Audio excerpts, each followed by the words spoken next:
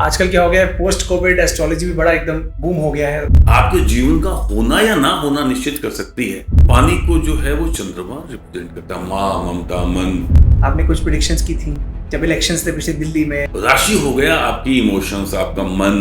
भ्रांतियां, मिथ्स हैं, बहुत सारे सवाल ऐसे हैं जो लोगों को नहीं पता। या होरोस्कोप के अंदर D1 चार्ट है, D9 चार्ट, बॉडी का स्ट्रक्चर है वो कैसा होगा, उसमें लिखा है पास्ट लाइफ के बारे में हम बात करते हैं।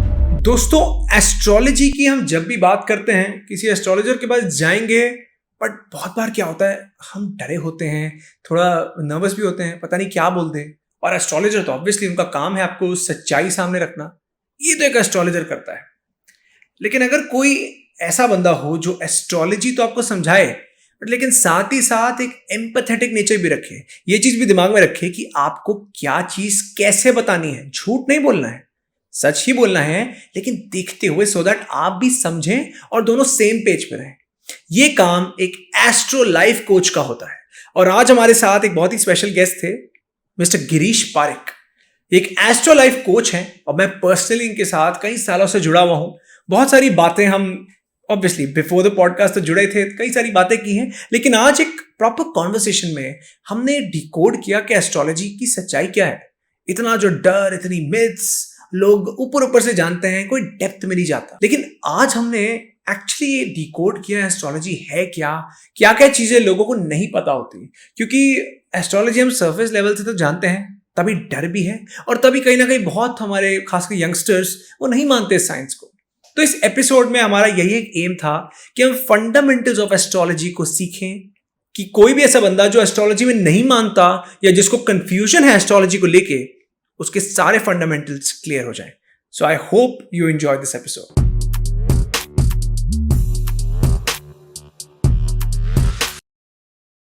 Sir, thank you so much and welcome to the Sakshat show. आज हम एस्ट्रोलॉजी के बारे में बहुत बातें करेंगे। अब एस्ट्रोलॉजी तो काफी बातें बहुत लोगों ने की है, लेकिन इस पूरे जो हमारा आज जो एपिसोड है उसमें हमारी यही कोशिश रहेगी कि थोड़ा एस्ट्रोलॉजी को अलग एंगल से देखें। ऑब्वियसली आपसे बेटर कोई नहीं बता पाएगा, बट सबसे पहला मेरा मैं एक सवाल नहीं बोलूंगा, एक इंटरेस्टिंग चीज मैंने देखी। मैंने आपकी कुछ वीडियोस देखी थी पीछे, आपने कुछ प्रेडिक्शंस की थी जब इलेक्शंस थे पिछले दिल्ली में, राजस्थान साइड में भी, कौन जीतेगा। अच्छा, कौन जीते तो अलग बात है, बट किसका कौन किसका नाम सामने आएगा, कौन क्या पोजीशन लेगा। फिर पीछे आपने जो फॉरेस्ट फायर्स थी उस पर भी प्रिडिक्शंस दी थी। ये थोड़ा सा मेरे को तो पता है, मतलब उस टाइम मैंने आपकी वीडियोस देखी, मैंने सुन ली। बाद में जब वो हो गई तब मुझे याद है मैंने आपको टेक्स्ट भी किया था, कॉल भी किया था कि सर ये क्या हो गया। तो आप थोड़ा इसके बारे में बताएंगे। सबसे पहले तो थैंक यू वेरी मच, आपने मेरे को इनवाइट किया इस शो पे। और इनफैक्ट ये बहुत अच्छा लगता है कि जब वैदिक ज्योतिष को हम आज के यूथ के साथ में डिस्कस करते हैं, क्योंकि बड़ा ही इसको एक अंधविश्वास के रूप में ले लिया गया है या डराने वाले साइंस के रूप में ले लिया गया है, जबकि ये एग्जैक्टली पूरा का पूरा साइंस है। अनफॉर्चुनेटली चूंकि हम 1000 साल तक लोगों के गुलाम रहे हैं, तो हमारी जितनी भी जो ये साइंस है, चाहे वो वैदिक एस्ट्रोलॉजी हो या आयुर्वेद हो या हमारे मैथमेटिक्स हो, इस पर कभी भी रिसर्च वर्क नहीं हुआ। थैंकफुली अब जो गवर्नमेंट आई है वो थोड़ा कुछ कर रही है। तो देखिए, आपने मेरी प्रिडिक्शंस के बारे में भी बोला है, वो बिल्कुल मेरी जगह कोई भी अगर होता जो एस्ट्रोलॉजी को जानता है, स्टूडेंट ही बोलूँगा, क्योंकि एस्ट्रोलॉजी को एक जन्म में जानना तो बड़ा मुश्किल काम है, पर कोई भी एस्ट्रोलॉजी को जो अच्छे से जिसने पढ़ा है, समझा है, वो कोई भी आदमी प्रिडिक्ट कर सकता है। इसमें कोई बहुत बड़ा चमत्कार जैसे कोई बात नहीं है। और एक बात मैं आपको बता दूं कि ये जो एस्ट्रोलॉजी है जिसे हम ज्योतिष बोलते हैं, है ना, तो ज्योतिष का संधि विषय होता है ज्योति ईश, यानी भगवान की दी हुई ज्योति। जैसा कि मैं अपने सभी पॉडकास्ट में सबको बताता हूं कि जैसे हमारा छठा शास्त्र जो है वो ज्योतिष शास्त्र है, और ये इसलिए है, नॉर्मली लोगों के बीच में ये एक बहुत बड़ी एक भ्रांति है या एक गलत फहमी है। लोग ये समझते हैं कि ज्योतिष का मतलब ये है कि जब समय आएगा तो समय आ जाएगा, आपको कुछ करने की जरूरत नहीं है। देखिए, ज्योतिष इसके लिए है ही नहीं।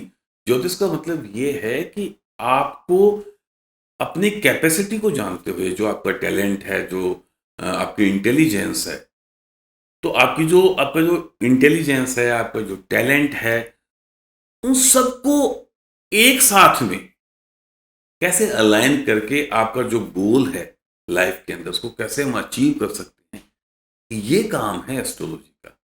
और साथ ही मैं ये भी बता दूं साक्षर कि astronomy is the part of astrology, क्योंकि जितना भी हमारा जो सोलर सिस्टम है उसके अंदर जितने भी प्लैनेट्स हैं, उन सब से उनकी स्पीड, आप जैसे जानते हो कि हर एक प्लैनेट की स्पीड अलग अलग है ना, speed, ऐसे ही हर एक प्लैनेट अपनी अपनी डिग्री पे रोटेशनल उसका टाइम घुमाव होता है है। अपना हाँ, अपना।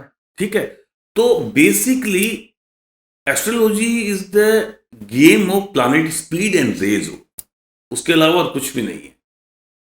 अब सवाल ये होता है कि कैसे, है ना। हाँ, मतलब बहुत बार मैं, खासकर इस एपिसोड से मैं यंगस्टर्स को मैं देखता हूँ और एस्ट्रोलॉजी, क्योंकि मैं भी इसमें मानता हूँ, क्योंकि थोड़े बहुत स्टडी की है, आपसे बात कर ली, तो एक ही सवाल आता है कि ठीक है, प्लैनेट्स अपनी जगह है, सब समझ आती है, बट किसी प्लैनेट के घुमाव से, किसी के उससे हम यहाँ बैठे हैं, क्या फर्क पड़ रहा है? देखिए, प्लैनेट के घुमाव से तो दिन रात हो ही रहे हैं, तो फर्क तो पूरा ही पड़ रहा है। लेकिन मैं आपको समझाता हूं। एक प्लैनेट है जिससे हमारा पहला चार्ट, हम्म, जिसे हम लगन चार्ट बोलते हैं, D1 बोलते हैं, वो सूर्य से संबंधित। अब ये बताइए कि हमारे जीवन में से अगर जो सूर्य देव हैं, अगर हम उनको, उनकी किरणों को निकाल दें, उनकी रेज को निकाल दें, तो क्या बचेगा? बचेगी नहीं लाइफ। तो मतलब किसी एक प्लैनेट के, नवग्रह होते हैं, उसमें से एक प्लैनेट की अगर रेज आपके जीवन का होना या ना होना निश्चित कर सकती है, तो बाकी की जो प्लैनेट्स हैं उसमें भी बहुत सारी चीजें हैं, उसके अंदर भी बहुत सारी गैसेस होती हैं, बहुत सारी चीजें हैं, मिनरल्स है। तो उनका डेफिनेटली जब वो अर्थ के ऊपर उनकी डायरेक्शंस, जिस डायरेक्शन से रेज आ रही होती है, उसका जड़ और चेतन, मतलब वो जो जीव जंतु है या पहाड़ है या नदी है, सब पे उनका इम्पैक्ट और इफेक्ट आएगा। जैसे सूर्य देव की वजह से दिन रात होते हैं, उनकी वजह से सारी प्रकृति जो है संचालित होती है, ऐसे ही दूसरा प्लैनेट है जिसे हम बोलते हैं चंद्रमा, है ना, मून। अब आप जानते हैं कि चंद्रमा जो है उसका एक नाम है हिमांशु, हिमांशु यानी बर्फ का गोला। और ये नाम हमने लाखों साल पहले रखा हुआ है। तो अब हम, जैसे हमें मालूम है कि मून के अंदर बहुत सारी जगह के ऊपर -80 के आसपास में टेम्परेचर है, उसके साथ ही साथ में उसके इन डेप्थ में अभी जैसे साइंटिस्ट बोलते हैं कि बर्फ है। तो हर एक प्लैनेट बहुत सारी चीज़ों को रिप्रेजेंट, जैसे चंद्रमा है, वो जितना भी हमारे संसार के अंदर जो वाटर है, यानी जो ओशंस हैं, रिवर्स हैं, उन सबको, पानी को जो है वो चंद्रमा रिप्रेजेंट करता है, माँ, ममता, मन, है ना। तो हमारी बॉडी के अंदर भी 70% वाटर है। तो आप जानते हैं कि जैसे ल्यूनेटिक लोग जो होते हैं, वो फुल मून के आसपास में जो है उनकी एक्टिविटी बढ़ जाती जो मून से रूल होते हैं, मतलब आप है। एग्जैक्टली। तो अब ऐसा तो है नहीं कि हमारे अंदर से पानी बाहर निकल जाएगा। तो मैंने बताया कि जो हमारी इमोशंस हैं, हमारी सेंटिमेंट्स हैं, उनको रिप्रेजेंट करता है मून। ऐसे ही टाइड्स, उनका भी सारा का सारा जो है मून से होता है। कनेक्शन है वो मून के साथ में। अभी रिसेंटली एक स्टडी आई है जिसमें नासा ने भी बोला है कि 17% जो जुपिटर की रेज है वो इम्पैक्ट और इफेक्ट। तो हर एक प्लैनेट की जो रेज है वो कौन सी डिग्री से जब बच्चा पैदा हो रहा है आ रही होती है, उसके गुण धर्म जो है वो उस पर्टिकुलर जो बेबी जो बोर्न हो रहा है उस टाइम पे उसके अंदर आएंगे। और उसी के अकॉर्डिंगली उसका जो बिहेवियर पैटर्न है, उसका जो काम करने का तरीका है या उसका रिएक्ट करने का तरीका है, वो सारा। सर, इसमें अब आजकल क्या हो गया है, पोस्ट कोविड एस्ट्रोलॉजी भी बड़ा एकदम बूम हो गया है और इन्फॉर्मेशन सोशल मीडिया पे इतनी सारी है। लोगों को बेसिक्स, मैंने अपने यंग उसमें देखा है, वैसे भी लोगों को बेसिक एस्ट्रोलॉजी का पता है बहुत ऊपर ऊपर से कि अच्छा एक चार्ट होता है, उसमें कोई लगना होता है, उसके प्लैनेट्स होते हैं, लेकिन बहुत सारे भ्रांतियां, मिथ्स हैं, बहुत सारे सवाल ऐसे जो लोगों को नहीं पता। तो अब मैं आपसे एक एक करके कुछ सवाल पूछूंगा बहुत जरूर। बेसिक, और आप मुझे उसका बताएं पहली बात तो कितना सही कितना गलत और फर्क क्या है। तो पहला सवाल, लगन और राशि क्या दोनों सेम है या दोनों अलग अलग है? नहीं, इनफैक्ट मैं इसको थोड़ा और बड़ा करके बताता हूँ आपको। देखिए, सबसे पहले तो मैं आपको बताता हूँ कि ये जो लगन है या होरोस्कोप के अंदर D1 चार्ट है, D9 चार्ट है, ये सब हैं क्या? है क्या? तो देखिए, सबसे पहला जो चार्ट जैसे मैंने बताया लगन चार्ट बनता है, एसेंडेंट जिसे हम बोलते हैं। जब भी कोई बच्चा इस अर्थ पे जिसका बर्थ होता है, तो आप ये मान लीजिए कि आसमान में जितने भी हमारे प्लैनेट्स हैं इस सोलर सिस्टम के, आसमान में उनके ग्रहों की स्थिति क्या है, पोजिशनिंग। जो उनकी पोजीशन है, वो पोजीशन एक तरह से स्क्रीनशॉट हो गया, वो आपका लगन चार्ट हो गया। अब जो लगन है वो क्या है, जैसे आपने पूछा, तो देखिए 1 से लेकर 12 तक राशियां होती हैं, और ये राशियां क्या है ये भी आप जान लीजिए। जैसे पूरा जो सोलर सिस्टम है उसको हमने 360 डिग्री के अंदर हमने मान लिया कि 360 डिग्री है, और उसके अगर हम 12 भाग कर देते हैं तो हर एक पार्ट को हमने 30 डिग्री दे दिया है ना।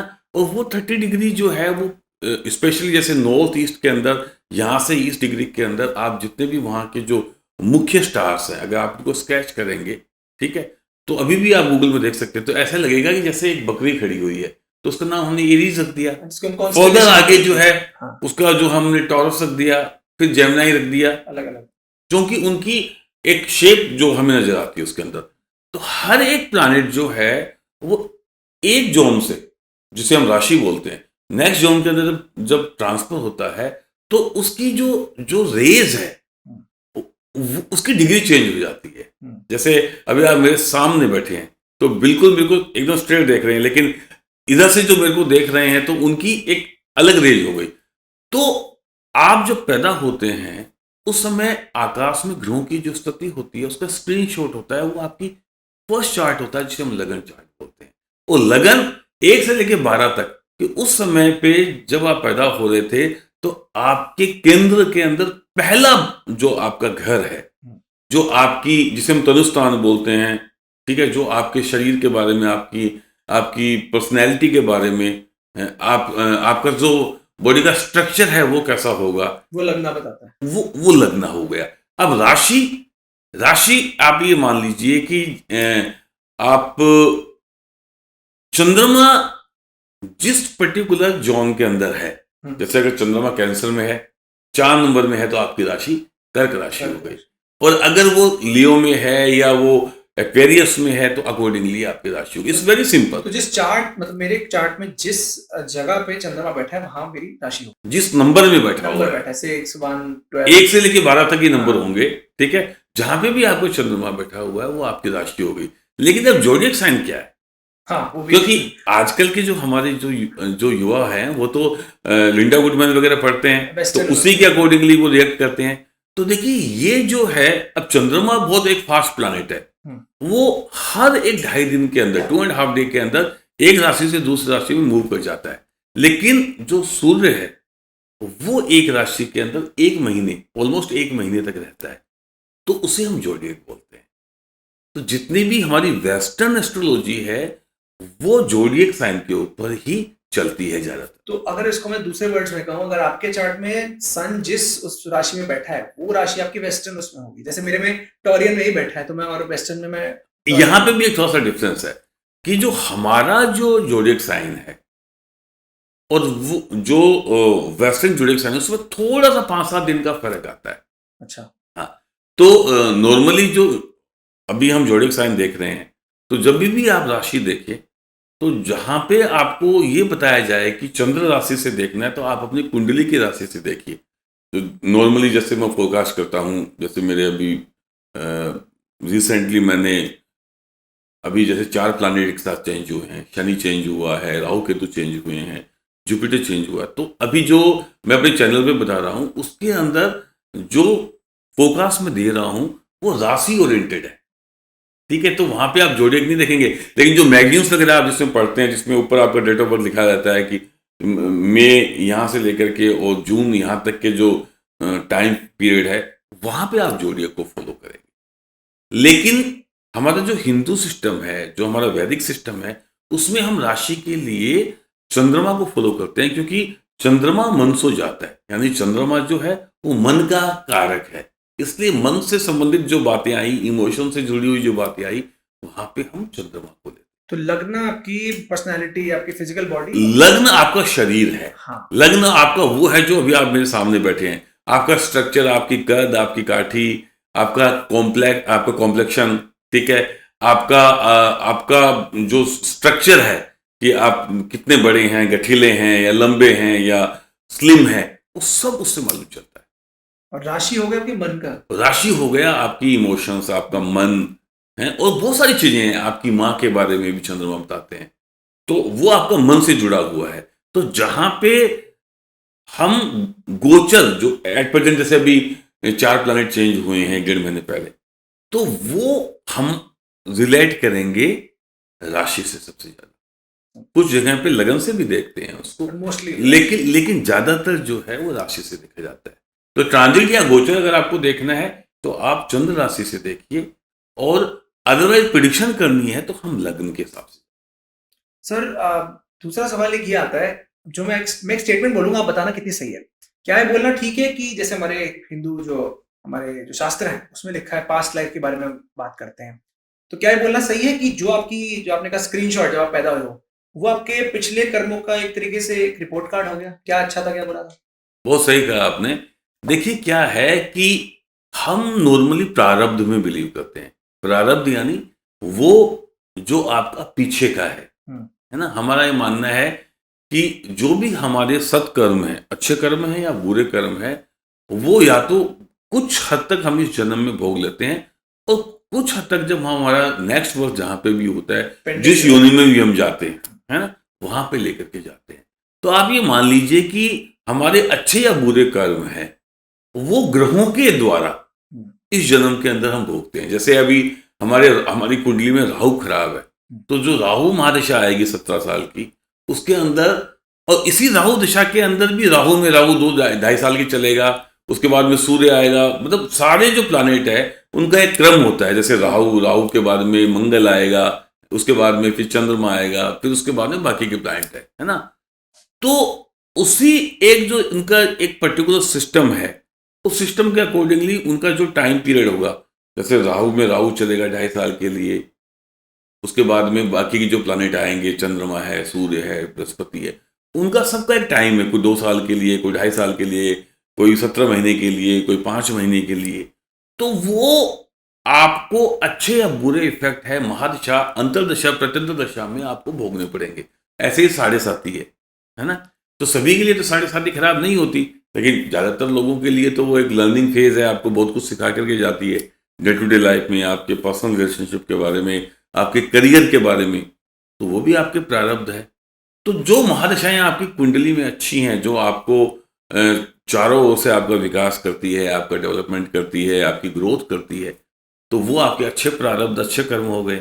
जहाँ पे आपको ज़्यादा तकलीफ आ रही है, स्ट्रगल आप कर रहे हैं, या आपके परिवार में कुछ समस्याएं आई, तो वो आप समझ लीजिए आपके प्रारब्ध के बुरे कर्म है। सर थोड़ा और इस पे बताएंगे, दशा क्या होती है, महादशा क्या होती है, अंतरदशा क्या होती है? ज्योतिष शास्त्र के अंदर 2 पार्ट होते हैं। जैसे ही एक न्यू बेबी बॉर्न हुआ, हमने उनका टाइमिंग ले लिया, उसके बाद में हम उसको, अभी तो थैंकफुली कंप्यूटर्स आ गए हैं तो इतनी प्रॉब्लम नहीं होती थी, लेकिन जिस जमाने में मैंने सीखा है, उस जमाने के अंदर तो पहले सबसे बड़ा एक चैलेंज यही होता था कि इसकी हॉरोस्कोप कैसे बनाएं। और उसके लिए जो पुराना टाइम था, जो पंचांग के अंदर टाइम होता है, वो घड़ी, पल, विपल होता है।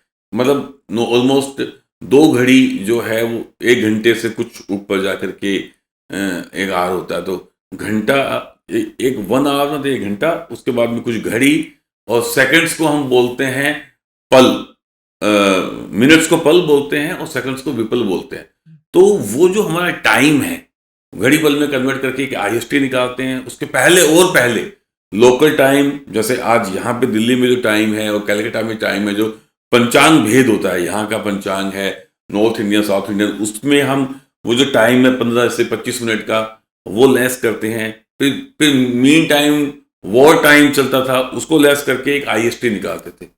उसके बाद में जो भयात भभोग का सिस्टम होता था, वो कैलकुलेट करके हम आपका पहले लगन निकालते थे कि जब ये बच्चा पैदा हुआ है तो सिंह लगन में पैदा हुआ है या वो कन्या लगन में पैदा हुआ है।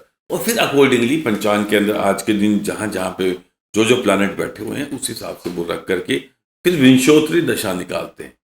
तो विंशोत्तरी दशा आप ये मान लीजिए कि किसी भी व्यक्ति की जो पैदा हुआ है, हम ये मान के चलते हैं कि वो 120 ईयर तक मैक्सिमम जिएगा, है ना।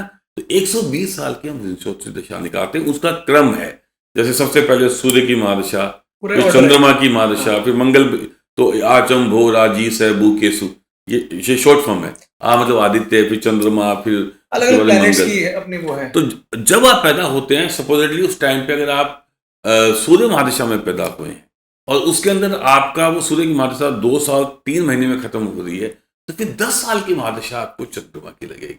ऑर्डर तो वही चल रहा है। फिर मंगल की महादशा लगेगी, वो लगेगी आपको 7-8 साल की।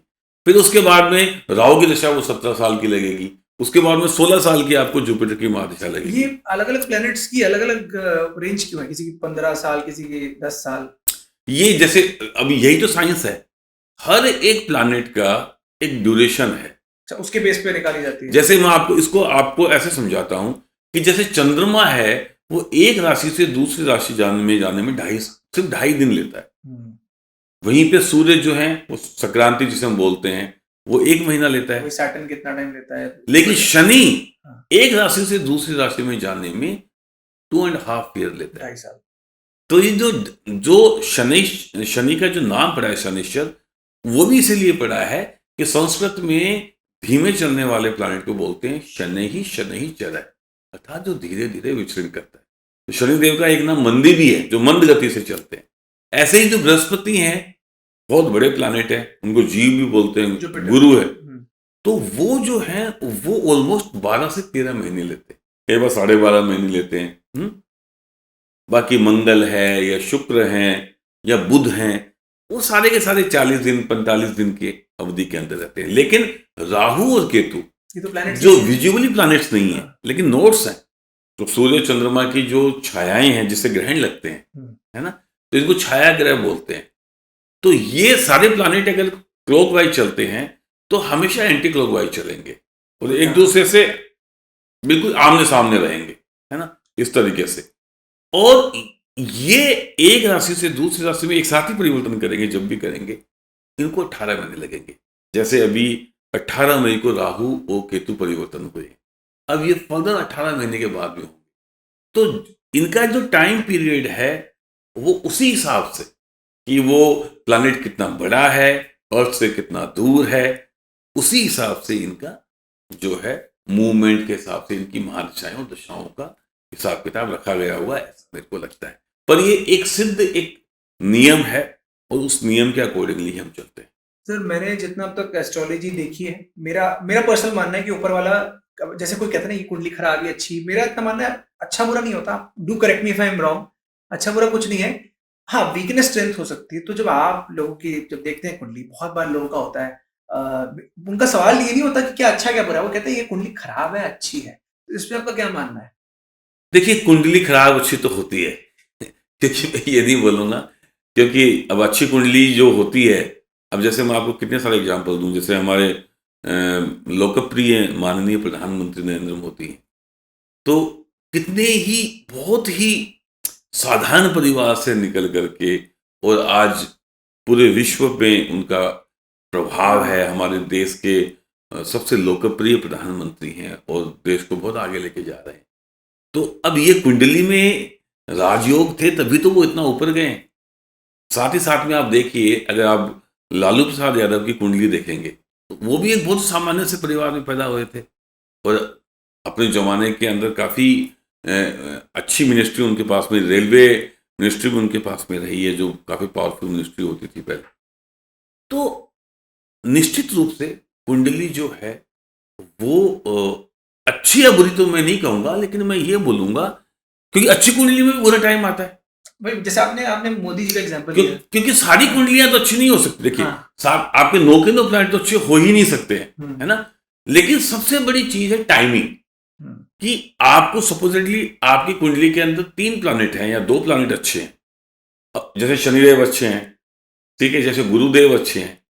तो अगर ये प्लैनेट आपकी कुंडली अच्छी है, उससे ज्यादा जरूरी है कि आपकी महादशाएं अच्छी आए और साथ ही वो आपके जो की प्लानेट है, जो मूल त्रिकोण के जो आपके प्लानेट, चाहे वो लग्नेश है, पंचमेश है, भाग्येश है, उनकी स्थिति कितनी बढ़िया है, उन पे बाकी ग्रहों की दृष्टि संबंध कैसा बन रहा है, वो स्वग्रही हैं, उच्च के हैं, ठीक है, उन पे मित्र ग्रहों की दृष्टि पड़ रही है, अगर उनकी महादशाएं भी आ जाती हैं तो आपके लिए 2 प्लानेट ही बहुत कुछ है। बाकी के सारे प्लानेट आपके लिए इतने इफेक्ट नहीं डालते, क्योंकि महादशाओं का ही रोल होता है आपके जीवन के अंदर आपको आगे ले जाने में।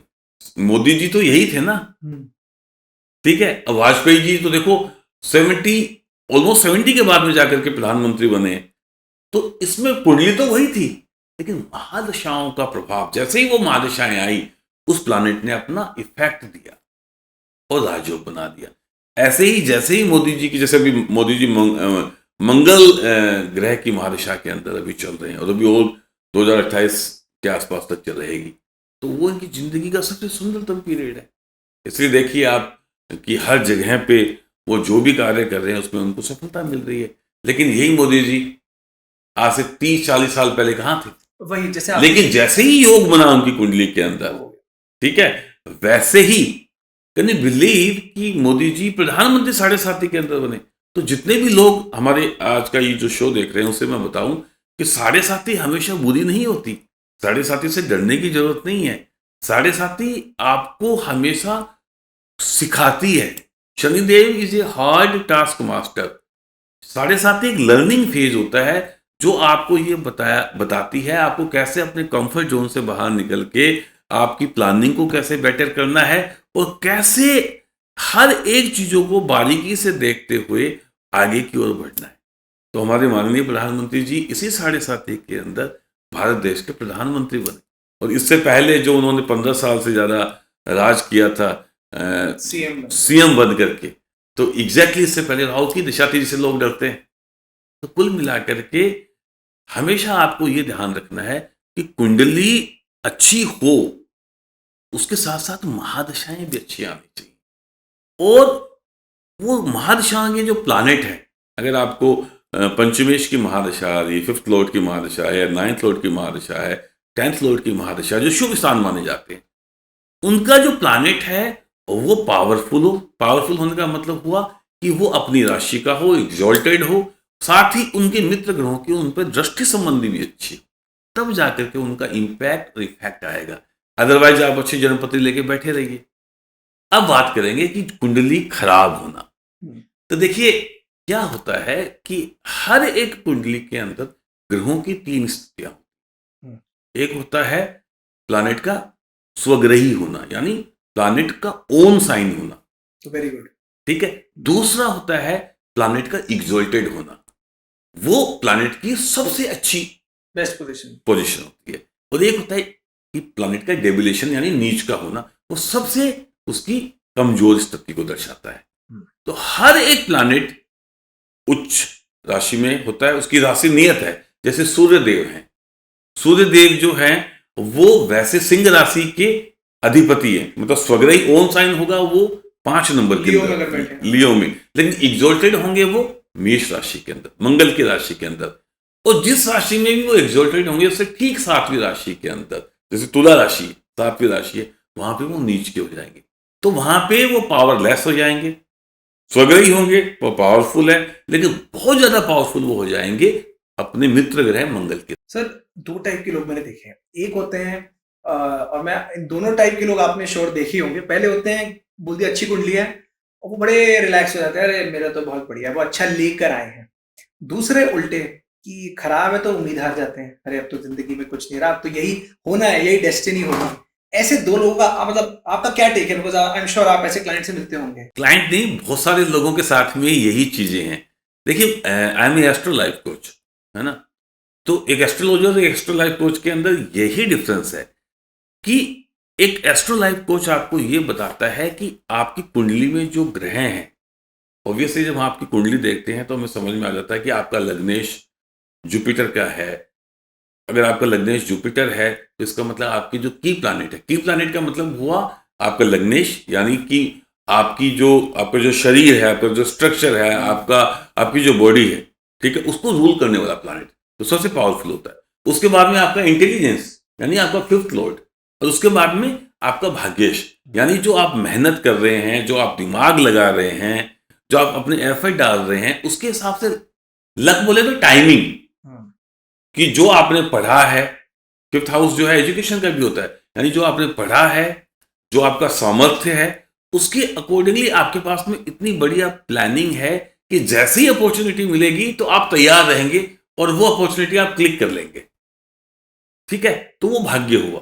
तो अगर ये प्लैनेट आपके अच्छे हैं तो निश्चित रूप से आप कामयाबी के शिखर पे जा सकते हैं। लेकिन इसका मतलब ये नहीं है कि अगर ये प्लैनेट आपके अच्छे नहीं है या उनकी महादशाएं नहीं आई हैं तो आपकी कुंडली खराब हो गई। अब हमें यही देखना होता है कि आपके जो पोटेंशियल, जो आपके जो प्लैनेट्स हैं, जो आपको आगे लेकर के जा रहे हैं, जो किसी वजह से कुंडली में अच्छे नहीं हैं, तो हमें वो समझने की आवश्यकता है कि इन प्लैनेट्स की वजह से हम अपना बेस्ट आउटपुट नहीं दे पा रहे हैं। तो देखिए, जब हमें ये मालूम चल जाता है ना कि हमारी स्ट्रेंथ क्या है और वीकनेस क्या है, तो अब हमारा आधा काम तो हो ही जाता है। हम अपनी जो वीकनेस है उसको धीरे धीरे करके कम करेंगे जितनी कर सकते हैं, और जो हमारी स्ट्रेंथ है उस पर हम खेलेंगे। तो एक अच्छा एस्ट्रो लाइफ कोच यही बताता है कि आपको अपनी स्ट्रेंथ की ओर जाना है, अपनी वीकनेस को जो है वो कम करना है, और ओवर ए पीरियड धीरे धीरे करके आपकी प्लानिंग के अंदर इन्वॉल्वमेंट करके, आपको अनुभव से सिखा करके आपको वहां पहुंचा दिया जाता है जहां पे आपको पहुंचना है, जो आपका टारगेट है, जो आपका लक्ष्य है। सर, अब मान लीजिए जैसे कोई बंदा है, उसका राहु बहुत स्ट्रांग है और कुंडली भी अच्छा बैठा है, उसकी महादशा भी आ गई, तो क्या इसका मतलब ये है उसको बैठे बैठाए चीजें मिल जाएंगी, या इसका मतलब ये मिलेंगी तो सही लेकिन उसके कर्मों पर भी डिपेंड करता है कितना आप उसको ले पाएंगे? देखिए, दो चीजें हैं। अगर आपका राहु कुंडली में बहुत बढ़िया है और वो योग कारक है, आपको देने वाला है, तो आप ये समझ लीजिए, अगर आप मेहनत कर रहे हैं, आप उस राहु महादशा के लिए अपने आप को प्रिपेयर करके चुके हैं। राहु का मतलब ये हुआ कि देखिए, राहु क्या है बेसिकली, आप इसकी कथा तो ये है कि जब सागर मंथन हो रहा था और अमृत पीने के लिए एक राक्षस स्वर भानु करके आया, उसका शीश भगवान ने काटा, तो हाँ, तो चूंकि वो अमृत का पान कर चुका था इसलिए वो मरा नहीं, तो उसका जो ऊपर वाला पार्ट है, यानी यहां तक का है ना सर, तो वो राहु है, और नीचे का जो पार्ट है, जो धड़ है, वो केतु है। तो देखिए, धड़ जो है वो बिना ब्रेन के तो चल नहीं पाएगा, तो केतु तो जिस प्लैनेट के साथ में बैठा है उसके अकॉर्डिंगली वो रिएक्ट करेगा। ठीक है, और राहु जो क्या है, वो सोच सकता है, ठीक है, आइडियाज लेकर के आ सकता है, ठीक है, लेकिन वो एक्शन नहीं कर सकता क्योंकि धड़ नहीं है ना उसके पास में। तो राहु वाले जो लोग होते हैं वो डिप्लोमेटिक होते हैं, डिप्लोमेसी। राहु क्या है, इल्यूजन है, डिल्यूजन है। तो जो आपकी जो सोच है, जितने भी बड़े बड़े आविष्कार करे हैं लोगों ने, उसके अंदर राहु की स्थिति बहुत बड़ी है। जो आपके आइडियाज आते हैं, ठीक है ना, तो वो सारे राहु से निकल करके आते हैं, लेकिन उसको एग्जैक्टली मूर्त रूप देने का जो काम है वो केतु का है, और वो केतु के साथ में जो प्लैनेट बैठा है उसका है ना। तो देखिए, राहु की महादशा अगर आपकी बढ़िया है, जैसा आपका सवाल था, तो अगर आप एफर्ट नहीं करेंगे तो आप ही मान लीजिए कि अगर आपको 100 पैसे उसका अच्छा इफेक्ट मिलने वाला था तो 10 या 15 पैसे मिलके रह जाएगा। तो क्या ये बोलना सही है कि ये तो मैंने राहु का एग्जांपल दिया, बट हर प्लेनेट के लिए सेम चीज है? देखिए, आप समझिए इस चीज को कि there are two kind of destiny, है ना। एक डेस्टिनी ऐसी है जो फिक्स्ड है, नोबडी कैन चेंज। वो क्या है, जब आपको जिस घर में पैदा होना है, जो आपके माँ बाप नियत कर दिए हैं, वो तय है, नोबडी कैन चेंज। आपकी शादी जब जिससे जितनी बार होनी है होगी, आप कितना भी किसी से प्यार कर लीजिए, ठीक है। आपकी डेथ जब जहां आनी है आएगी, नोबडी कैन चेंज। तो ये जो डेस्टिनी है ये फिक्स डेस्टिनी। इसके अलावा जितनी भी डेस्टिनी है वो भगवान ने हमें बिल्कुल ओपनली ये बताया हुआ है कि आप चेंज कर सकते हो। कैसे कर सकते हो? अपनी मेहनत से कर सकते हो, अपनी इंटेलिजेंस से कर सकते हो, अपनी बेटर प्लानिंग से कर सकते हो, ठीक है, अपनी एजुकेशन से कर सकते हो। तो वो सारी की सारी जो चीजें हैं वो अपने भाग्य को बदल सकते हैं। यानी अगर आपकी किस्मत के अंदर एक रेखा खींची हुई है, वो रेखा चेंज नहीं होगी, लेकिन आप अपनी एफर्ट से इस रेखा के आगे बड़ी बड़ी रेखाएं खींच के उसको छोटी तो कर सकते हो। और बिना कुछ करे अब छोटी सी रेखा खिंचोगी तो वो रेखा बड़ी हो जाएगी दुर्भाग्य की, है ना। जैसे 5 को 555 भी कर सकते हैं, -555 भी कर सकते हैं, द 5 इज रिमेनिंग सेम। तो हमें ये देखना है कि हम अपनी कुंडली की पावर को समझते हुए, अपने स्ट्रेंथ को समझते हुए हम अपने आप को वहीं फोकस करें जहां पे हमें करना है। कई बार ऐसा होता है, आपको नहीं लगता है कि जैसे बहुत सारे ऐसे लोग होते हैं जो कि पढ़ाई कुछ और करके आते हैं लेकिन किसी और फील्ड में सक्सेसफुल। सर शनिदेव, अब शनिदेव सबसे, मैं कहता हूँ सबसे मेन टॉपिक आता है एस्ट्रोलॉजी में।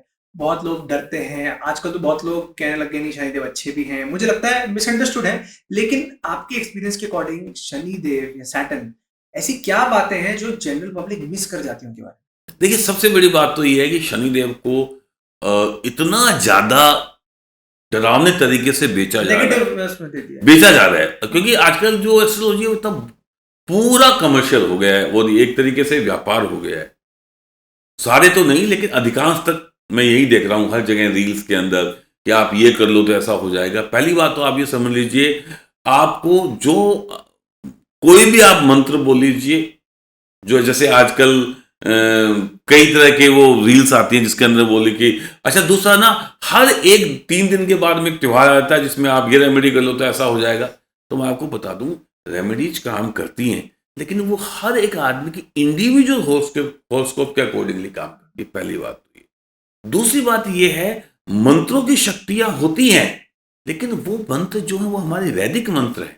ऐसे नहीं है कि कोई भी कहीं का भी कोई एक नाम ले लिया, उस पे आपके धन लक्ष्मी की बारिश हो जाएगी, तो फिर तो उनके ऊपर ही हो जाती जो बता रहे हैं, नहीं हो रही ना। तो ये मेरे को बहुत ज़्यादा इस चीज़ से दिक्कत होती है कि हमारे आजकल के पढ़े हुए यूथ इन सब चीज़ों में अपना टाइम बर्बाद कर रही है।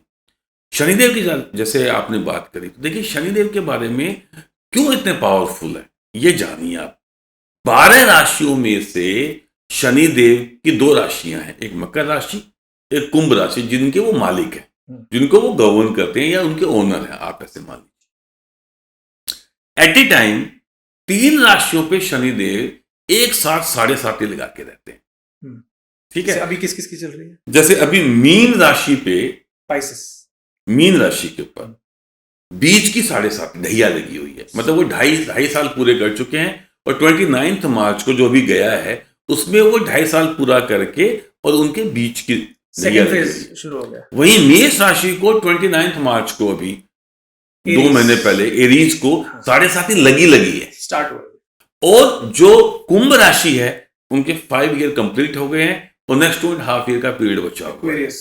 ठीक है, लेकिन इससे पहले क्या था, 29 मार्च को एग्जैक्टली क्या हुआ, मकर राशि की 7.5 खत्म हो गई केप्रिकॉन वाले। तो ये हमेशा ऐसा होगा कि जैसे ही वो कुंभ राशि को छोड़ेंगे तो वृषभ राशि जो एरीज के बाद वाली राशि है, ऑर्डर चलता रहेगा। हाँ, तो एक साथ में एक राशि जो 3 हो रही है तो उसके पीछे वाली राशि जो है 1 2 3 वो उसका जो लास्ट का ढैया, उसके पीछे वाली राशि का मध्यम ढैया और उसके जो पीछे वाली राशि का फर्स्ट ढैया।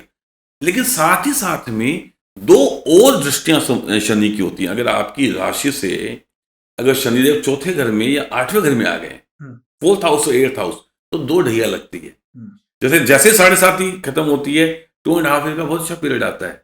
शनिदेव 7.5 साल में जितना भी आपने भोगा है वो सब कुछ आपको दे जाते हैं। अब इसको साइंटिफिकली सोचिए, लॉजिकली सोचिए कैसे।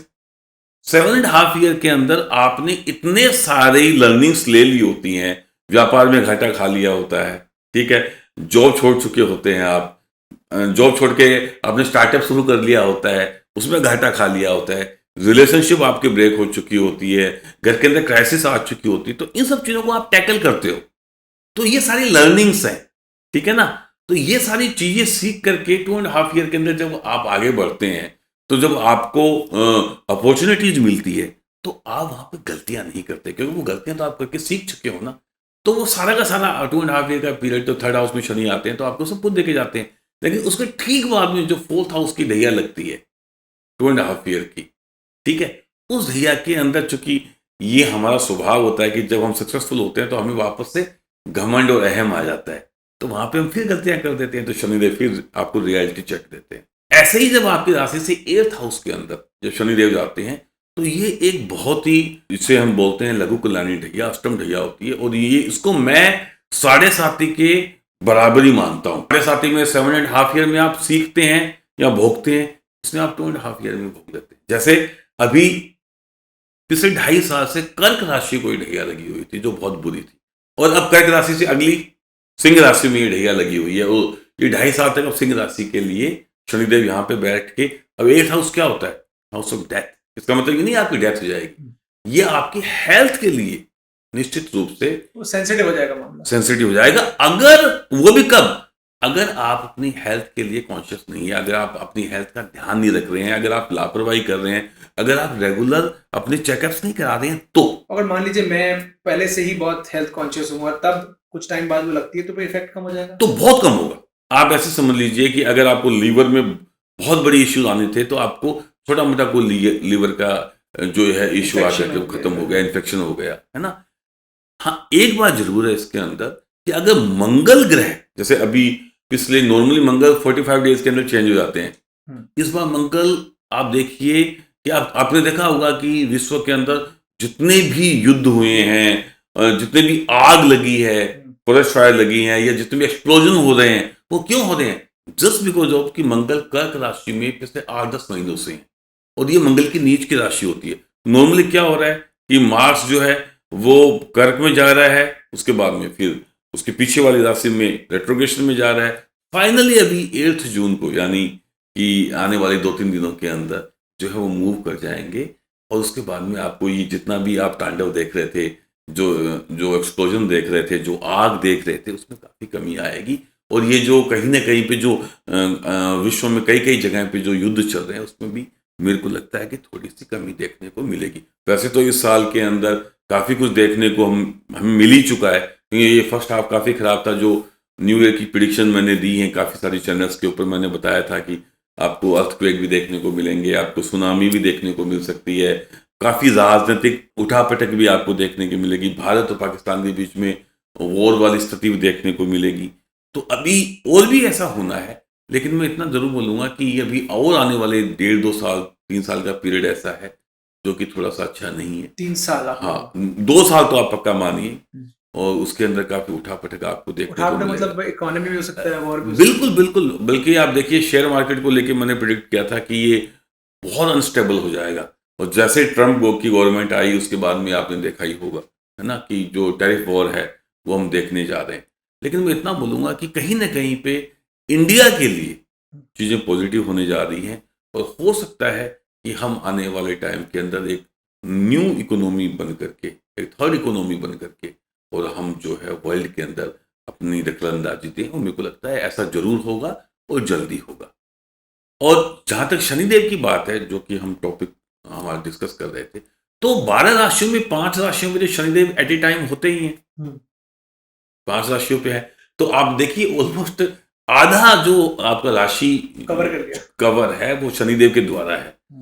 और शनिदेव के बारे में ये है कि या तो आप अपनी लर्निंग से सीखिए, क्योंकि वो तो टीचर आपको सिखाएंगे, अगर आप नहीं सीखेंगे तो फिर वो आपको थप्पड़ मार के सिखाएंगे, चोट मार के सिखाएंगे, है ना।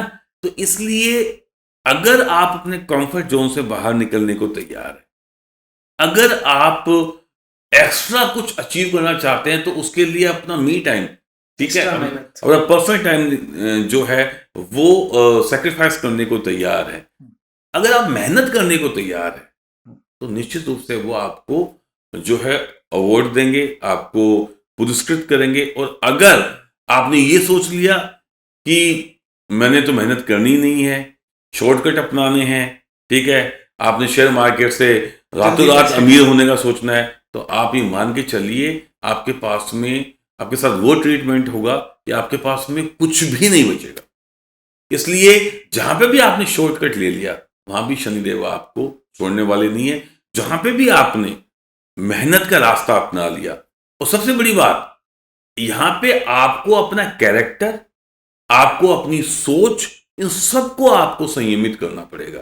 अगर आप किसी को लूट रहे हैं, किसी को, अगर स्पेशली जो लोअर मासेस है, जो हमारे मेहनत मजदूरी करने वाले लोग हैं, अगर आप उनका शोषण कर रहे हैं, अगर आप अपने एल्डरली, आपके जो जितने भी घर के बुजुर्ग वार हैं या समाज के अंदर जो बुजुर्ग लोग हैं, अगर उनका शोषण कर रहे हैं, स्पेशली जो हमारे जो स्टाफ है, जो क्लीनिंग वगैरह करते हैं, उनके साथ में अगर आप शोषण कर रहे हैं, तो आप निश्चित मानिए कि आपको बहुत ज़्यादा आपको सहना पड़ेगा और आपके साथ में वो कहीं भी आपको क्षमा नहीं करेंगे। इसलिए आप ध्यान रखिए कि शनिदेव की अगर आपको कृपा लेनी है, आप अपने जो घर के बुजुर्ग आ रहे हैं उनसे उनसे बहुत ही स्नेह के साथ में और रेस्पेक्टफुली आप उनके साथ में पेश आए।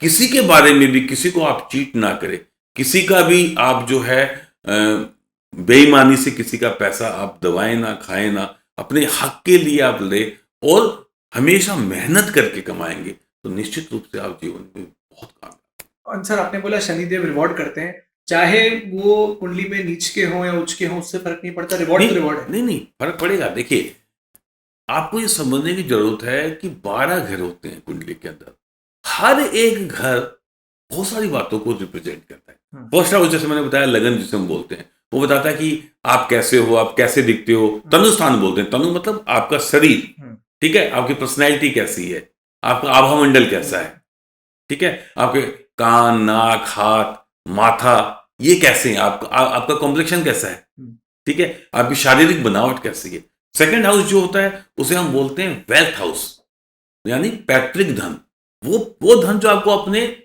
इनहेरिटेंस में, जो आपको अपने माता पिता से या आपको फादर से मिलने वाला है। साथ ही साथ आपकी वाणी, आपकी एक आंख, मोटा मोटी बता रहा हूं। थर्ड हाउस बताते हैं आपके छोटे भाई बहनों के बारे में, आपका पराक्रम भाव। फोर्थ हाउस बताता है आपकी मदर के बारे में, आपकी माता जी के बारे में, आपके खुद के वाहन के बारे में, आपका खुद का स्वयं का जो घर होगा उसके बारे में और आपके घर की खुशियों के बारे में। फिफ्थ हाउस होगा वो बताएगा आपकी एजुकेशन के बारे में, आपकी बेसिक इंटेलिजेंस के बारे में और बेसिक एजुकेशन के बारे में, आपके बच्चों के बारे में, इनफैक्ट पीस ऑफ माइंड के बारे में। सिक्स्थ हाउस होगा जो छठा घर है, वो बताता है रोग, रिपु और शत्रु। रिपु मतलब वही आपके शत्रु। तो आप ये मान के चलिए कि रोग, रिपु जो शत्रु है, तो अगर हमें आपकी शत्रुता देखनी है, आपकी कॉन्स्पिरेसी आपके अगेंस्ट में लोग कैसे करें, षड्यंत्र आपको देखने हैं, तो सिक्स हाउस को देखेंगे। उसके अलावा जितने भी आपका जहर, पॉइजन है, ठीक है, वो भी यहीं से, आपकी जो मेडिसिन है वो भी यहां से देखी जाएगी। आपका मामा, मामी, ननिहाल, वो भी यहां से देखा जाएगा। साथ ही साथ में एक चीज मैं आपको और बता दूं कि सेवंथ हाउस है वो आपकी जो लाइफ पार्टनर के बारे में है, डे टू डे लाइफ के बारे में है, पार्टनरशिप के बारे में। एट्थ हाउस आपकी डेथ के बारे में है और अकल्ट, जितने भी जादू टोना, भूत प्रेत पिशाच और जितना भी इतिहास और खंडरों से जो प्यार करने वाले लोग हैं, बल्कि वेस्टर्न एस्ट्रोलॉजी में तो इसको जो हिडन ट्रेजर बोला गया है ना। नाइन्थ हाउस है वो प्योरली आपका लक है, आपका भाग्य है और आपका रिलीजन है ना। टेंथ हाउस आपके पिता के बारे में है, आपके करियर के बारे में है। 11th हाउस जो है वो आपका इस देश से दूसरे देश में जाने के लिए अब्रोड जिसे हम बोलते हैं। साथ ही साथ में आपकी इनकम भाव, जो आप पैसे कमाने वाले हैं। 12th हाउस आपका एक्सपेंसेज का घर और उसके अलावा दूसरी आंख। तो आप ये मान के चलिए कि ये 12 घर हैं, तो प्लानेट 9 है। तो ऐसा तो हो नहीं सकता कि 12 के 12 घर में कोई प्लानेट आएंगे। कई बार एक साथ में 5 प्लानेट भी आ जाते हैं, 6 प्लानेट भी आ जाते हैं और कई बार 2-2 प्लानेट भी आते हैं। तो हमें ये देखना है कि आपका जो लग्नेश है वो कहाँ बैठा है। अब ग्रह पावरफुल कहाँ होते हैं? अगर आपका लग्नेश फर्स्ट हाउस में, फिफ्थ हाउस में, 9th हाउस में है तो बहुत पावरफुल है। अगर इन नंबरों के अंदर वो ओन हाउस है या एग्जॉल्टेड है तो और भी पावरफुल है। अगर सपोजिटली वो यहां पे नहीं है तो केंद्र स्थान में, यानी 4th हाउस में, 7th हाउस में या 10th हाउस में। और अगर वो ओन हाउस में है, एग्जॉल्टेड है तो पावरफुल है। साथ ही साथ में अगर वो 11th हाउस में भी है तो भी पावरफुल है। तो ये शुभ स्थान है, क्योंकि छठा घर रोग का है, शत्रु का है। 8वां घर मौत का है, ठीक है। 12th हाउस खर्चों का है। सेकंड हाउस जो है वो है आपका मार्ग बोलते हैं। सेकंड, 7th और 8th इसको मार्ग स्थान बोलते हैं। मार्ग स्थान मतलब ये बहुत अच्छे घर नहीं माने जाते हैं, अशुभ घर बोल लीजिए आप एक तरीके से। और यहीं से हम किसी की डेथ की प्रेडिक्शन भी निकाल सकते हैं, है ना। तो आप ये मानिए कि अगर यहाँ पे आपके प्लैनेट बैठे हैं और अगर वो ओन हाउस में बैठे हैं, क्योंकि नंबर तो कोई भी आ सकता है, लेकिन अगर वो शनिदेव का नंबर आ गया और शनिदेव आपके लग्नेश है या एग्जॉल्टेड है वो तुला राशि के अंदर और महादशा भी आ गई, तो निश्चित रूप से आपकी जो तरक्की होगी वो देखने लायक। और अगर सपोजिटली शनिदेव 8th हाउस के मालिक हैं और उनकी महादशा आ गई और वो नीच के हैं, मंगल की उन पर दृष्टि पड़ रही है, ठीक है, या सूर्य के साथ में उनका कॉम्बिनेशन है, तो निश्चित रूप से आपको उसके बैड इफेक्ट देखने को मिलने वाले। सर दो टाइप के मैं आपको सिचुएशन बताऊंगा, बताइएगा कि क्या होता है। पहले क्या ऐसा कभी हुआ है कि आपके पास कोई आया हो और उसकी कुंडली बड़ी सॉलिड हो देखने से, क्योंकि आपके पास स्क्रीनशॉट है और आप उसको देख रहे हो, आप कह रहे हैं मतलब मैच नहीं कर रहा बंदे का भी जो स्टेटस या वो सिचुएशन कुंडली से, और दूसरा उल्टा कि कुंडली तो कुछ खास नहीं और बंदा एकदम बहुत अच्छा कर रहा है। दोनों ही चीज़ें आप बिल्कुल ठीक पूछ रहे हो, दोनों ही चीज़ें मैंने बहुत बार देखी है, बिकॉज मेरा 32 ईयर का एक्सपीरियंस है, it's my hobby, it's my first love.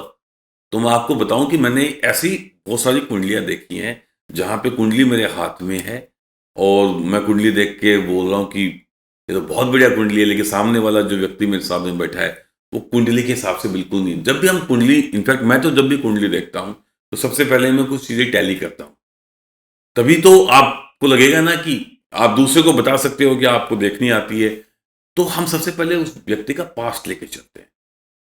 तो नॉर्मली तो अब प्रैक्टिस हो जाती है, तो जैसे लगन देख के मालूम चल जाता है कि सामने वाला आदमी जो बैठा है वो इस कुंडली का मालिक है या नहीं है। लेकिन जैसे उसके बच्चों के बारे में, उसके करियर के बारे में, उसकी ग्रोथ के बारे में, वो जहाँ पे जॉब कर रहा होगा पर्टिकुलर, उसके बारे में ये हमें कुंडली देखते हैं एट ए ग्लांस मालूम चल जाता है, और वही चीज़ें हम उसे टैली कर देते हैं, ठीक है। इनफैक्ट आपकी शादी लव मैरिज हुई है, अरेंज मैरिज हुई है, ये भी पता चल जाता है। आपके बच्चे कितने हैं ये भी मालूम चल जाता है, बहुत कुछ मालूम चल जाता है। लेकिन कुछ कुछ चीज़ें ऐसी होती हैं जो नॉर्मली किसी भी एस्ट्रो स्टूडेंट को बहुत जल्दी आ जाती है, लेकिन उसके बावजूद भी उस कुंडली का इफेक्ट अगर नहीं आ रहा तो उसके दो कारण हैं। एक तो पुरानी कुंडली बनी हुई है, या तो वो गलत बनी, ठीक है।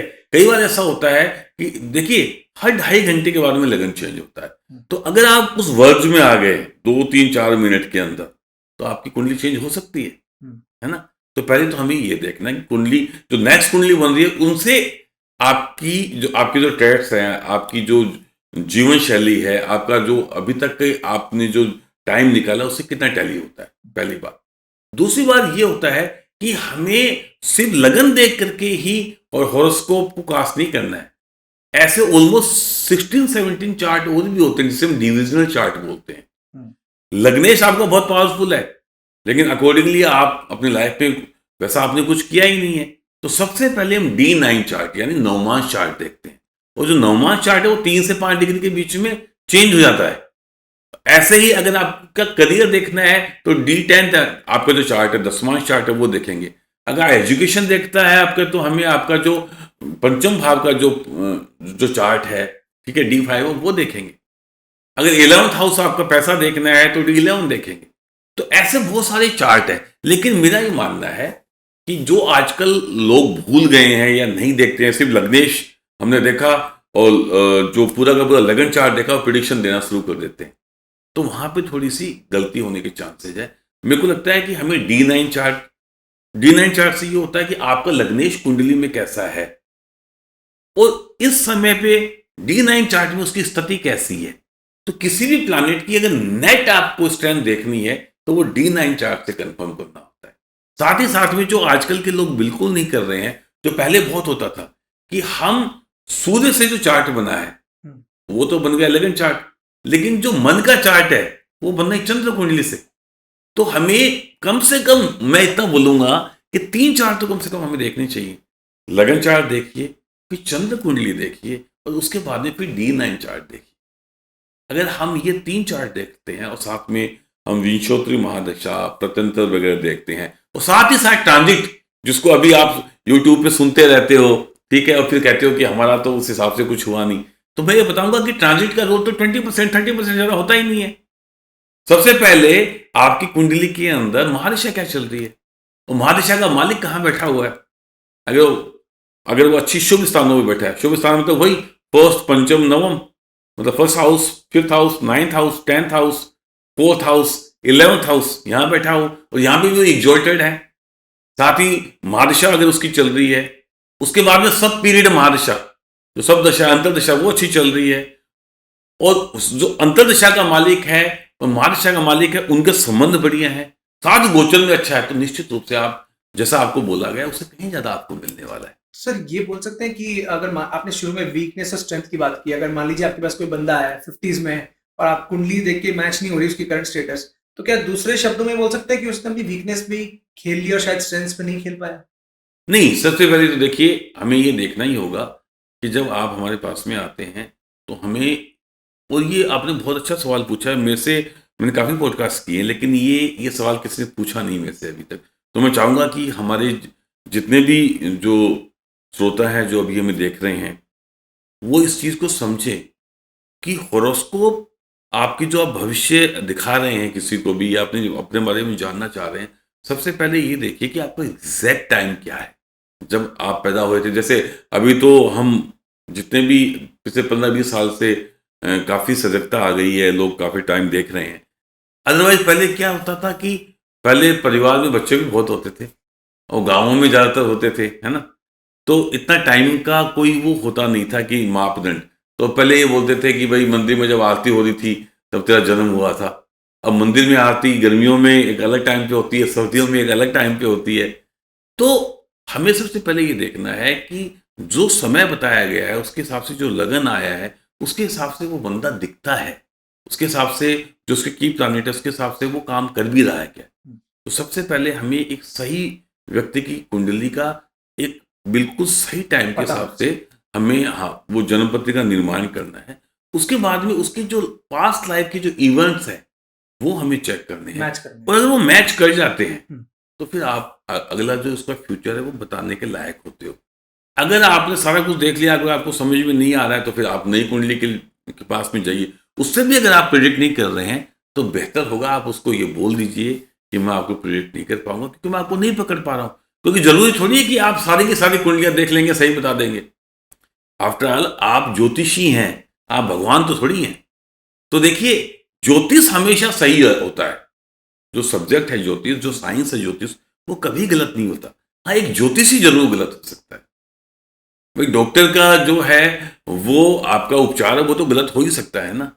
तो इससे बेटर कि आप गलत दवाई देके किसी का उपचार करो, आप ये बोल दीजिए कि मैं माफी चाहूंगा, मैं आपके हॉरोस्कोप नहीं कास्ट कर पा रहा हूं ढंग से, आप मना कर दीजिए, मैं ये करता हूं। हालांकि ऐसी स्थिति बहुत कम आई है, लेकिन जब भी ऐसी स्थिति आई है, जब भी मैंने देखा कि भाई मेरी जो प्रिडिक्शन है और आपकी जो चार्ट है उसके हिसाब से नहीं मेल खा रही, तो मैं मना कर। हाँ, जब आपका चार्ट मिलता है तो ज्यादातर स्थिति में हम मिला ही लेते हैं, ठीक है। बहुत बार ऐसा हुआ कि जन्म पत्री जो है वो हमने करेक्ट करी है, उसके हिसाब से प्रिडिक्शंस दी हैं और वो ठीक निकली हैं। तो ये जो आपका सवाल था ये बहुत सही था, उसके लिए एग्जैक्ट टाइम चाहिए होता है। साथ ही साथ में एक सवाल ये भी है कि राजयोग क्या होते हैं। अब जैसे हमारे आदरणीय मोदी जी हैं, वो बहुत ही सामान्य परिवार में पैदा हुए थे। उनके पिताजी, जैसे आप सब हम सब जब जानते ही हैं कि वो छोटी सी चाय की एक दुकान लेकर के, वो घर के अंदर इतने बच्चे थे, और उनकी माताजी ने किस तरीके से अपनी सेल्फ रिस्पेक्ट को रखते हुए मेहनत करके इन सब बच्चों को पाला है।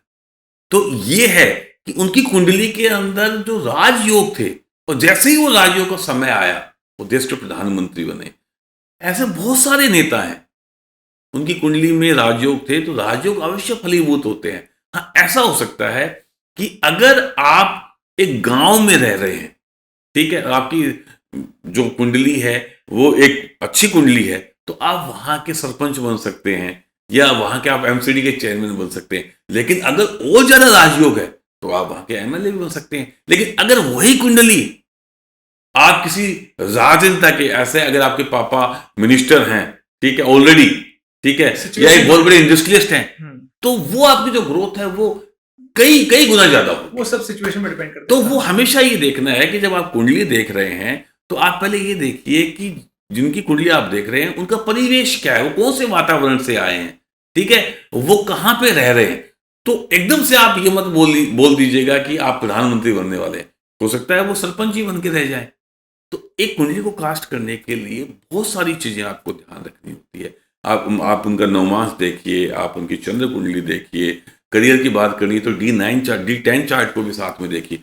फिर मत भूलिए कि महादशाओं का रोल बहुत विस्तृत और विशाल होता है। आपकी कुंडली बहुत अच्छी है लेकिन आपके पूरे जीवन में वो महादशाएं अच्छी आई नहीं है, तो आपकी कुंडली एक एवरेज कुंडली बन के रहे।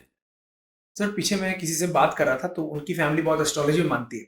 उनके दादा उन्होंने किसी को दिखाया जब वो यंग थे, अच्छी खासी फैमिली से आते हैं, और उनको बोला राजयोग है। अच्छा, वो बिल्कुल काम में उनका पूरा मन लगता है, सब कुछ है। होते होते होते होते सब कुछ हुआ, काम हुआ, ठीक ठाक हो गया, बट वो राजयोग की वेट करते गए। एंड में बोला यार पता नहीं क्या है। बाद में पता लगा वो राजयोग तो इनकी सेहत का था। सेहत पूरी लाइफ इनकी बहुत बढ़िया रही। तो क्या अलग अलग टाइप के राजयोग होते हैं? देखिए, राजयोग तो हजारों तरह के होते हैं, हम्म। लेकिन कुछ राजयोग मैं चाहूंगा कि हमारे जो दर्शक हैं वो जान लें। पंच महापुरुष योग होते हैं। Out of the 9 only 5 planets ऐसे हैं जो ये पंच महापुरुष योग बना सकते हैं। और कहते हैं कि अगर किसी भी आदमी की कुंडली में अगर ये एक योग भी विद्यमान हो तो वो अबव एवरेज हॉरोस्कोप हो जाती है या एक्स्ट्रा ऑर्डिनरी बन जाती है। अगर 2 हैं तो डेफिनेटली, और 3 है तो फिर तो कहने ही क्या, है ना। तो आप वहां पे ये बोल सकते हो कि आप तरक्की करेंगे, वो भी तब जब कि आपकी दशाएं भी आएंगी, वो टाइम पीरियड भी आएगा। दशाओं का मतलब यही हुआ। तो जैसे जुपिटर है, अगर वो आपके केंद्र में एग्जॉल्टेड होकर के बैठे हैं, स्वराशि होकर बैठे हैं, इसका मतलब हुआ हंस योग का निर्माण। शनिदेव अगर हैं तो इसका मतलब शश योग का निर्माण।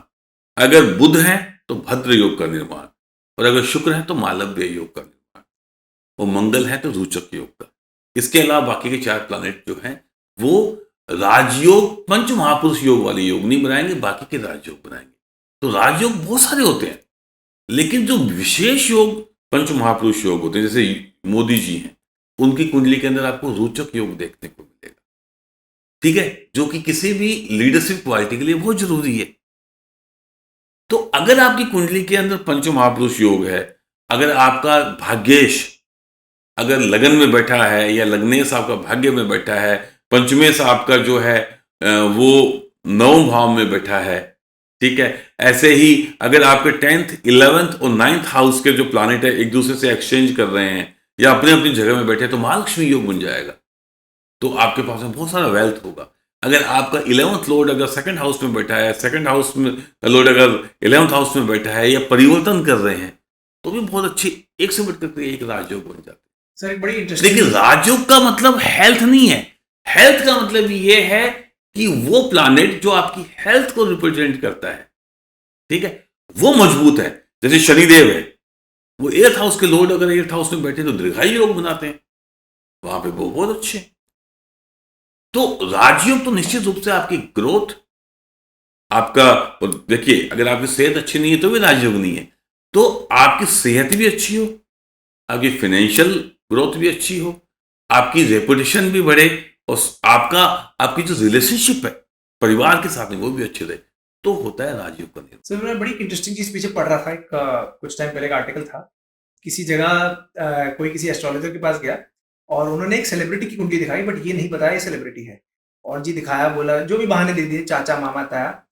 अब वहां जो प्रिडिक्शन निकाली वो उस रियल सेलिब्रिटी से बिल्कुल अलग थी। ये हो जाएगा, वो हो जाएगा, इसका तो ये भी वो है। बाद में उनको पकड़ लिया। तो आजकल ऐसे भी बहुत कुछ चल रहा है। तो मेरा सवाल आपसे ये है कि अगर मान लीजिए मैं किसी सेलिब्रिटी की कुंडली है, आपको दिखा रहा हूँ, वो किसी की भी कुंडली हो, उसका इफेक्ट रहेगा? क्योंकि ये सबसे बड़ा जो यूथ है ना, उनको सबसे बड़ी शिकायत ही है कि अरे अभी कोई सेलिब्रिटी का, अगर ये कोई नॉर्मल इंसान होता तो ये कहते कि ये प्रॉब्लम वो प्रॉब्लम, बिकॉज ये सेलिब्रिटी है तो सब अच्छा है। देखिए, ये तो मैं बिल्कुल इस चीज से तो मैं सहमत नहीं हूं, क्योंकि अगर कुंडली अच्छी है तो वो राजयोग तो उसमें दिखेंगे, और अगर हम नहीं दिखा पा रहे हैं तो वो हमारी गलती है। अब जैसे मैं आपको बताऊं, इस सदी की जो महानायक है अमिताभ बच्चन, उनकी आप कुंडली देखिए, आप उनकी कुंडली देखते ही बोलेंगे कि ये कुंडली तो अच्छी नहीं है, क्योंकि 8th हाउस अशुभ स्थान मैंने बताया हेल्थ का, और वहां पे उनके बहुत सारे प्लैनेट बैठे हुए हैं, ठीक है। तो यहां पे अगर 10 मिनट से 12 मिनट का अगर आप थोड़ा सा टाइम डिफरेंस लेके दूसरी कुंडली बनाते हैं, तो यही प्लैनेट जो है वो 9th हाउस के अंदर आ जाते हैं, तो कुंडली बहुत अच्छी बन जाती है। अब देखिए, हमारे पास में किसी भी सेलिब्रिटी की जो रियल डेटा तो है नहीं, या तो वो गूगल के अंदर डेटा है या किसी मैगजीन्स में पढ़े होंगे, उसी के हिसाब से हम बनाते हैं। लेकिन उस हिसाब से हम ये देखते हैं, जैसे शाहरुख खान है, तो उनकी कुंडली है जो सिंह लगन की कुंडली है, उसके अंदर वो सारी चीजें हैं जो ये बताती है कि शाहरुख खान की कुंडली है। जैसे उनके 5th हाउस के अंदर वीनस बैठा हुआ है, तो वो वीनस आपको मालूम ही है, आर्ट को, लग्जरी को, और न्यू आइडियाज को, ठीक है, एक्टिंग को, और जो भी अपना जो नाट्य विद्याएं हैं उनको रिप्रेजेंट करता है ना, जिसे हम एक्टिंग बोलते हैं, तो उससे होता है। लेकिन मेरा ये मानना है कि निश्चित रूप से आपकी कुंडली आपके बारे में सब कुछ बताती है। अगर आप राजनीति में हैं, अभी नहीं है लेकिन बाद में होंगे, ये भी बताती है। जैसे आज आप मेरे को बोलोगे कि मैं एस्ट्रोलॉजी के अंदर, जैसे मैं खुद हूं, मैं प्रोफेशनली करने लगा हूं, उसके पहले मैं एस्ट्रोलॉजी को एज ए हॉबी करता था 20 साल 25 साल तक, और मैं एक बहुत बड़ी कंपनी के अंदर एक अच्छी पोजीशन पे था। तो शायद अगर आज से पहले मेरे को 25 साल पहले कोई आदमी बोलता कि आप प्रोफेशनली एस्ट्रोलॉजी करने वाले हैं, तो शायद समझ में नहीं आती बात, लेकिन अब मैं कर रहा हूं। ऐसे ही जो मेरी एजुकेशन है उसके हिसाब से मैं फाइनेंस के फील्ड में था, लेकिन एक टाइम के बाद में मैंने अपनी कंपनी को हेड किया, और वो भी मार्केटिंग और सेल्स के अंदर हेड किया। तो जब वो टाइम पीरियड आया तो मैंने हेड किया, तो निश्चित रूप से ये बताया जा सकता है कि आप आने वाले समय के अंदर क्या करने वाले हैं। अगर आपकी कुंडली में वो राजयोग है, अगर आपको पॉलिटिक्स में जाना है तो निश्चित रूप से आप जाओगे। अगर आप जॉब में हैं, अगर आपको व्यापार करना है और वो महादशा अगर मरकरी की आ रही है जो आपकी कुंडली के हिसाब से बढ़िया है, तो आप निश्चित रूप से व्यापार में जाओगे। और अगर सपोजिटली आप किसी और प्रोफेशन में हैं, ठीक है, अगर आप सपोजिटली अगर आप जैसे आप लॉयर हैं, ठीक है, अब जो जुडिशियल जो जुपिटर का फील्ड है उसमें है, लेकिन हो सकता है कि आप एक्टिंग के फील्ड में आ जाएं क्योंकि शुक्र की महादशा आने वाली है। तो निश्चित रूप से और यही भविष्य है और यही ज्योतिष है जो आपको ये बताती है कि कौन से वक्त पे आपका आपकी जो ग्रह दिशा आपसे क्या करवाने वाली है ना। तो अगर कोई जन्मपत्री देख करके और अगर अपनी प्रिडिक्शन चेंज कर रहा है तो वो गलत है। अगर जन्मपत्री एक अच्छे कलाकार की है तो वो बताएगी कि ये जन्मपत्री कलाकार की है, बट लेवल नहीं बता पाएगी। डेफिनेटली बता पाएगी, तो क्या ये कहना डेफिनेटली बता पाएगी। जैसे शाहरुख खान की कुंडली है, तो क्या ये कहना सही है कि वैसी कुंडली किसी की आज तक हुई नहीं, या फिर हुई? नहीं, क्यों नहीं हुई। शाहरुख खान जी की जो कुंडली है, ऐसे बहुत सारे लोगों की कुंडली है। जो अब दिलीप कुमार साहब है, ठीक है, जो जिनको भीष्म पितामह कहा जाता है इस इंडस्ट्री के, उसके अलावा भी बहुत सारे लोग हैं। लेकिन क्या ऐसा बोल सकते हैं, अगर मान लीजिए किसी पर्सन की सेम कुंडली है लेकिन मैं आपकी बात को आगे बढ़ा रहा हूं। जैसे शाहरुख खान जब दिल्ली में थे, ठीक है, उस टाइम पे अगर वो कुंडली किसी को दिखाई जाती तो क्या वो प्रेडिक्ट कर सकते थे कि ये आने वाले टाइम के अंदर एक बहुत बड़ा फिल्म स्टार होगा और इंडस्ट्री में राज करेगा? तो देखिए, मैं आपको ये बता रहा हूं कि उस समय की जो महादशाएं थी, जैसे उनके 10th हाउस के अंदर राहु की स्थिति है, उनके फादर का साथ उनके साथ में ज्यादा नहीं रहा, लेकिन जैसे ही उनकी वो महादशा आई, तो अगर वो कुंडली आज भी अगर मेरे को दिखाई जाए, तो मैं, अगर वो किसी ऑर्डिनरी आदमी की भी हो, तो मैं ये बोल सकता हूं कि भाई तेरे जो कुंडली के अंदर ना, जो शुक्र की महादशा जब आएगी तो तेरी कुंडली के अंदर अचानक से बहुत ज्यादा ग्रोथ होगी। और हो सकता है कि वो जो ग्रोथ है वो एक्टिंग के फील्ड से हो, ठीक है, या वो गाने के फील्ड से हो, या वो आपकी जो आर्ट है जो आप करना चाह रहे हैं उससे आपकी होगी, और उसके अंदर आप बेहतरीन करेंगे जो अभी तक आपने नहीं किया है। तो ये तो बताया ही जा सकता है, क्यों नहीं बताया जा सकता? लेकिन लेवल नहीं बता पाएंगे। मान लीजिए कोई पहले देख रहा था, कोई लेवल नहीं, लेवल भी बता पाएंगे। उसके लिए आपको बाकी की हॉरोस्कोप भी देखनी। देखिए, इन डेप्थ आप कभी भी एक प्लैनेट के हिसाब से नहीं देख सकते हैं। कुंडली जो है, जो ज्योतिष शास्त्र है, उसके लिए एक जन्म बहुत कम है। आपको कम से कम 4-5 जन्म चाहिए, और साधना है ये। तो अगर आप एक साथ पूरी कुंडली का अगर एनालिसिस करते हैं कि उसका भाग्येश क्या है, जैसे मैं बताया ना कि अगर कंटिन्यूसली 2-3 महादशाएं लंबी लंबी बढ़िया आ जाती है तो आप बिल्कुल बता सकते हो। लेकिन अगर आपकी सिर्फ मंगल की महादशा अच्छी है, उसके बाद की दशाएं खराब आ रही हैं, तो आपके 8 साल का पीरियड बढ़िया, उसके बाद में टाइम अच्छा नहीं है आपका, राहु अगर आपका खराब है, ठीक है। तो अगर एक के बाद एक महादशाएं अच्छी आ रही हैं, और वो महादशाएं जो आपकी की प्लैनेट्स उनकी आ रही हैं, और अगर वो शुक्र की हैं, ठीक है, या वो अगर आपके रिलेटिव फील्ड की ना हो कि किसी और फील्ड की है, तो डेफिनेटली मैं बता पाऊंगा। ऐसा भी होता है कई बार कि शुक्र की महादशा में आप जो है 5 स्टार होटल्स खोल के बैठ गए हैं, उसी की रिगार्डिंग कुछ हो रहा है, ठीक है, क्योंकि शुक्र तो बहुत सारी चीजों को रिप्रेजेंट करता है ना। वो एक्टिंग को भी रिप्रेजेंट करता है, मॉडलिंग को भी रिप्रेजेंट करता है, वो उसके अलावा जितने भी रिजॉर्ट्स हैं, 5 स्टार 7 स्टार होटल्स हैं, ऑल काइंड ऑफ लग्जरी है, उसको रिप्रेजेंट करता है। अगर शुक्र और आपका बुध का ब्लेंड बन रहा है तो डेफिनेटली आप फिल्म लाइन में जाएंगे, बहुत अच्छा गाएंगे भी, क्योंकि बुध जो है वो वाणी का जो कारक है। जैसे आपका बुध बढ़िया है तो आप बहुत अच्छा वक्ता बन सकते हैं, स्पीकर बन सकते हैं। अगर आपका शनि अच्छा है तो आप मासेस के अंदर लोकप्रिय होंगे, तो आप राजनेता बन सकते हैं। गवर्नमेंट जॉब में अगर आपको जाना है तो आपका सूर्य बढ़िया होना ही चाहिए, कंडीशन है कि सूर्य जो है वो पावर को रिप्रेजेंट करता है, गवर्नमेंट को रिप्रेजेंट करता है। ऐसे ही अगर आपका जुपिटर बढ़िया है तो आप जुडिशरी के अंदर जाएंगे। अगर आपका जुपिटर में हंस योग बन रहा है और लग्नेश भी आपका बढ़िया है तो आप निश्चित रूप से जुडिशरी में भी जाएंगे और आप हो सकता है कि जज भी बने, जस्टिस भी बने। ऐसे ही अगर आपका राहु केतु बढ़िया है हो सकता है कि आप नए नए इनोवेशन करने लग जाएं। मरकरी के साथ में राहु का ब्लेंड बनता है तो आप शेयर मार्केट के अंदर बहुत हाइट पे जा सकते हैं। तो कोई भी प्लैनेट खराब या अच्छा नहीं होता, प्लैनेट की पोजीशन क्या है, लगन से उसकी स्थिति क्या बनती है, महादशाएं कैसी आ रही है, अंतर्दशा नाथ के साथ में उसका संबंध कैसा है, वो जो प्लैनेट बैठा है उस पर बाकी के ग्रहों की साइड कैसे आ रही है। देखिए अभी मैं आपके सामने बैठा हूं तो मैं आपको बिल्कुल सीधा देख रहा हूं, जैसे अभी आप मेरे सामने बैठे हैं तो मैं आपको फुल साइड से देख रहा हूं। ये हुई सातवीं दृष्टि हमारी ज्योतिष की लैंग्वेज के अंदर। लेकिन जो हमें रिकॉर्ड कर रहे हैं उनकी भी तो एक दृष्टि से मैं वहां पे भी देख रहा हूं ना, तो हर एक प्लैनेट की दृष्टि होती है और कुछ प्लैनेट की विशेष जो साइड्स भी होती हैं, है ना। जैसे बृहस्पति है वो 7th साइड से तो सारे प्लैनेट एक दूसरे को सामने सामने देखेंगे, लेकिन जो जुपिटर है उनकी 5वीं और 9वीं यानी 5th और 9th साइड भी होती है जो स्पेशल साइड होती है। ऐसे ही राहु केतु की सिमिलरली 5th और 9th साइड एक्स्ट्रा साइड होती है। ऐसे ही 4th और 8th साइड मंगल की होती है और शनिदेव की 3rd और 10th बल्कि ये साइड होती है।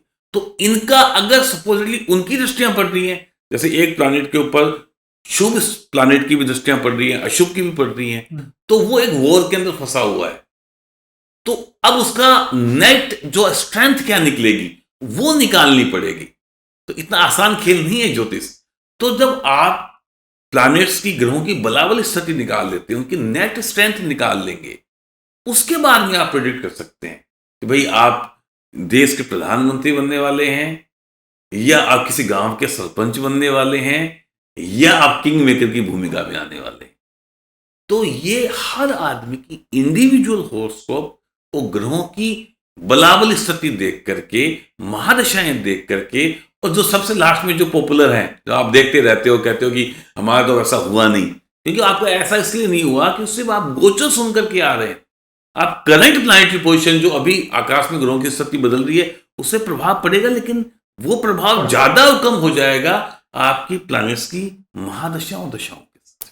तो सर इस एपिसोड में हमने इतना तो समझ लिया, आई थिंक हमारी ऑडियंस ने भी समझ लिया कि ऊपर सरफेस लेवल की बात में कुछ रखा नहीं है, बहुत इन डेप्थ जाना पड़ता है। 100 फैक्टर होते हैं, 100 कॉम्बिनेशन होते हैं जो डिसाइड करता है।